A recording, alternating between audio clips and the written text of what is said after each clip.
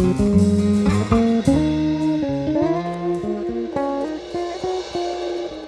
the fall of 2004, I read a little buried piece that the port was going to have a meeting about LNG. I did not know what that was. We have really a remarkably pristine environment given all the river traffic. We have a fishery that's still alive. This out here is the reason that tourism is successful. Without this, tourism in this area goes right down the river. We are located in the Columbia River estuary, so we were all, of course, concerned. It was the wrong thing in the wrong place. So they were planning to build this potential bomb on the worst unstable geologic site, probably in Oregon, and nobody would say no to them. And we were simply shocked to understand this involved a liquefied natural gas plant on a peninsula that we knew to be a sand spit.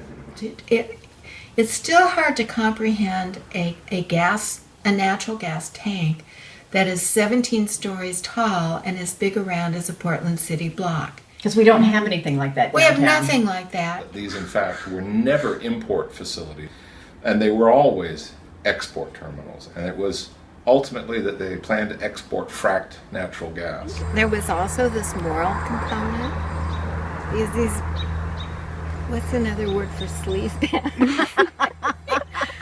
And we sort of early on began to realize that we were not going to change the mind of the local politicians. This was about seeing if our democracy could even be held together. Because I felt like if they weren't listening to us here, when it was so clear, was our system even capable of withstanding this? They're going to keep on pushing because they've got more money than we do. I really believe that if it takes X amount of years, like another 10 years or 12 years, we will be here. I will not quit until they are gone. I will not quit. We had a group of filmmakers staying with us. And I said, there's a story here that's going on in this little community. It's a David and Goliath story. And someone needs to make a film about this. And he said, well, that's great. You're right. We should make a film. And we did. I led at least half a dozen different groups out to the Skipanon Peninsula to help people familiarize themselves with what is public property. It's our property. I don't think anyone kept track of how many hearings we've been to. Committee meetings. It was a big meeting in a gymnasium. There's going to be another meeting. Proposal meetings. Meetings up in Portland, the meetings in Salem. I can't remember all the meetings we went to.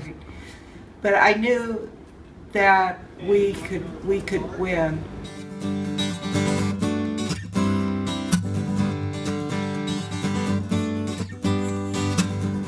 We finally did it.